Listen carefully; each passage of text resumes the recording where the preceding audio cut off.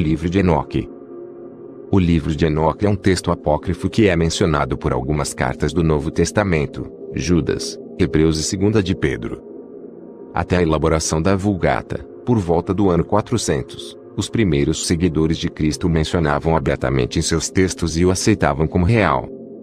Após a Vulgata ele caiu no esquecimento.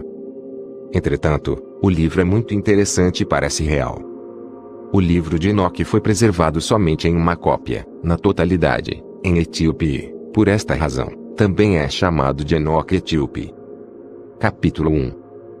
As palavras das bênçãos de Enoque, com as quais ele abençoou os eleitos e os justos, os quais devem existir nos tempos da tribulação, rejeitando toda iniquidade e mundanismo. Enoque, um homem justo, o qual estava com Deus, respondeu: E falai com Deus enquanto seus olhos estavam abertos, e enquanto vi uma santa visão dos céus. Isto os anjos me mostraram. Deles eu ouvi todas as coisas e entendi o que vi, coisas que não terão lugar nesta geração, mas numa geração que deve acontecer num tempo distante, por causa dos eleitos. A respeito deles eu falei, e conversei com ele, o qual virá de sua habitação, o Santo e Poderoso, o Deus do mundo. O qual pisará sobre o monte Sinai, aparecerá com suas hostes, e se manifestará com a força do seu poder dos céus. Todos estarão temerosos e os sentinelas estarão aterrorizados. Grande temor e tremor se apoderarão deles, mesmo aos confins da terra. As alturas das montanhas serão abaladas, e os altos montes serão abatidos, derretidos como favo de mel na chama de fogo. A terra será imersa, e todas as coisas que nela estão perecerão, enquanto o julgamento virá sobre todos, mesmo sobre todos os justos, mas a eles será dada paz. Ele preservará os eleitos, e para com eles exercitará clemência. Então todos pertencerão a Deus, serão felizes e abençoados, e o esplendor da divindade os iluminará. Capítulo 2. Eis que ele vem com dezenas de milhares dos seus santos, para executar julgamentos sobre os pecadores e destruir o iníquo, e reprovar toda coisa carnal, e toda coisa pecaminosa e mundana que foi feita e cometida contra ele. Capítulo 3. Todos os que estão no céu sabem o que transcorre lá. Eles sabem que as luminárias celestes não mudam seus caminhos, que cada uma nasce e se põe regularmente, cada uma a seu próprio tempo, sem transgredir os mandamentos que receberam. A visão da terra, e entendem o que deve acontecer, desde o princípio até o seu fim. Eles veem que toda a obra de Deus é invariável no período de seu aparecimento. Eles veem o verão e o inverno, percebendo que toda a terra está repleta de água, e que a nuvem, o orvalho e a chuva refrescam-na. Capítulo 4. Eles consideram e veem cada árvore, como aparecem para depois murchar, e toda folha, para depois cair, exceto de 14 árvores, as quais não são efêmeras, e esperam pelo aparecimento das folhas novas por 2 ou 3 invernos. Capítulo 5. Novamente eles consideram os dias de verão, que o sol está sobre a terra desde o princípio, enquanto tu procuras por uma cobertura, e por um lugar sombreado por causa do sol ardente, enquanto a terra é queimada com calor fervente, e tu te tornas incapaz de andar sobre a terra, ou sobre as rochas em consequência do calor. Capítulo 6. Eles consideram como as árvores, quando elas dão suas folhas verdes, cobrem-se, e produzem frutos, entendendo tudo, e sabendo que Ele, o qual vive para sempre, faz todas estas coisas por causa de vós. Que as obras desde o princípio de todo o ano existente, que todas as suas obras são obedientes a Ele, e invariáveis, assim como Deus determinou, assim todas as coisas acontecem. Eles veem, também como os mares e os rios, juntos completam suas respectivas operações, mas tu, resistes impacientemente, não cumpres os mandamentos do Senhor, mas transgrides e calunias a sua grandiosidade, e malditas são as palavras em tua boca poluída contra a sua majestade. Tu, murcho de coração, a paz não estará contigo. Portanto teus dias te amaldiçoarão, e os anos de tua vida perecerão, execração perpétua se multiplicará, e não obterás misericórdia. Nestes dias tu resignas tua paz com a eterna maldição de todos os justos, e os pecadores perpetuamente te execrarão, eles te execrarão com tudo que não é divino. Os eleitos possuirão a luz, alegria e paz, e herdarão a terra. Mas tu, que não és santo, serás amaldiçoado. Então a sabedoria será dada aos eleitos, todos os que viverão, e não transgredirão por impiedade ou orgulho, mas humilhar-se-ão, processando prudência, e não repetirão transgressão. Eles não condenarão todo o período das suas vidas, não morrerão em tormento e indignação, mas a soma dos seus dias se completará, e envelhecerão em paz, enquanto os anos de sua felicidade se multiplicarão em alegria, e com paz, para sempre, em toda a duração de sua existência. Capítulo 7. E aconteceu depois que os filhos dos homens se multiplicaram naqueles dias, nasceram-lhe filhas, elegantes e belas. E quando os anjos, os filhos dos céus, viram-nas, enamoraram-se delas, dizendo uns para os outros: Vinde, selecionemos para nós mesmos, esposas da progênie dos homens, e geremos filhos. Então seu líder, Samiasa, disse-lhes: Eu temo que talvez possais indispor-vos na realização deste empreendimento, e que só eu sofrerei por tão grave crime. Mas eles responderam-lhe e disseram: Nós todos juramos, e amarraram-se por mútuos juramentos, que nós não mudaremos nossa intenção mas executamos nosso empreendimento projetado. Então eles juraram todos juntos, e todos se amarraram, ou uniram, por mútuo juramento. Todo o seu número era 200, os quais descendiam de Ardis, o qual é o topo do monte Armon. Aquele monte portanto foi chamado Armon, porque eles tinham jurado sobre ele, e amarraram-se por mútuo juramento. Estes são os nomes de seus chefes: Samiasa, que era o seu líder, Uracabarameel, Aquibel, Tamiel, Ramuel, Danel, Askel, Saraquenial, Azael, Armeus, Batraal, Anani, Zavebi, Sansavel, Ertael, Turel, Yomiael, Arazial. Estes eram os prefeitos dos 200 anjos, e os restantes estavam todos com eles. Então eles tomaram esposas, cada um escolhendo por si mesmo, as quais eles começaram a abordar, e com as quais eles coabitaram, ensinando-lhes sortilégios, encantamentos, e a divisão de raízes e árvores. E as mulheres conceberam e geraram gigantes, cuja estatura era de 300 cúbitos. Estes devoravam tudo que o labor dos homens produzia, e tornou-se impossível alimentá-los. Então eles voltaram-se contra os homens, a fim de devorá-los, e começaram a ferir pássaros, animais, répteis e peixes, para comer sua carne, um depois do outro, e para beber seu sangue. Então a terra reprovou os injustos.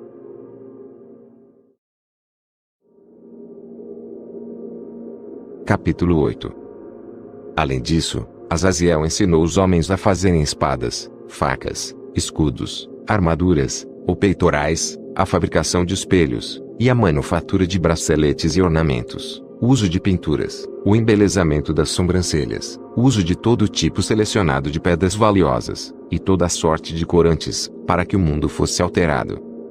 A impiedade foi aumentada, a fornicação multiplicada, e eles transgrediram e corromperam todos os seus caminhos.